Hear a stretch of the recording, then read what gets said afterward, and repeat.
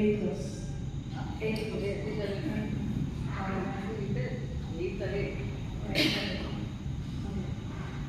ఇప్పుడు దీంట్లో మొదట చెప్పిన తర్వాత తను డైరెక్ట్గా నేను నాన్నే కదా నేను వెళ్ళిపోయి కింద ఎప్పుడైనా చూడొచ్చు కదా అనుకుంటే వెళ్ళలేదు. She followed the rules. తన ప్రోటోకాల్ ఇప్పుడు కింగ్ తనని చూసి నన్ను కలవద్దు అని అంటే తను చచ్చిపోయి ఉండేది.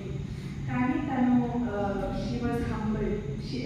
She humbly went to the king and she presented herself, which is why she was able to save the Israelites. Tanu humbleగా వెళ్ళి గాడ్ని రెస్పెక్ట్ ఇస్తూ గాడ్ని చూపిస్తూ గాడ్ గాడ్ క్వాలిటీస్ తనలో ఉన్నాయి కాబట్టి she went and she protected Israels, which is why Israels have been saved. Next third point ఏంటంటే తను తన పవర్ని ఎట్లా వాడుతుంది.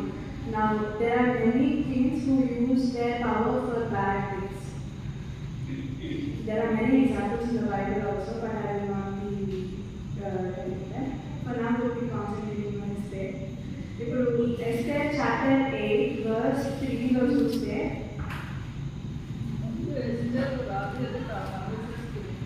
అతని పాదముల మీద పడి ఆకాశీయుడైన ఆమాసం చేసి అతని వీరులకు విరోధంగా తరలించిన యోచనను వ్యక్తపరిచినది కన్నీటితో అతని దేవుడుగా రాజు బంగారు దండమును ఎస్తేరు కలిసి సాగింది. ఎస్తేరు వేసి రావేరుగా తీసి రాజు అయిన తమకు సమ్మతి అయినట్లుగా నేను దయపొందిన దాన్ని రాజు అయిన తమ ఎదుట ఈ సన్నిధి ఇష్టంగా దోషినల్ల తమ దృష్టికి నేను నింపైన దానినైన రాజు అయిన తమ సకల సంస్థానంలో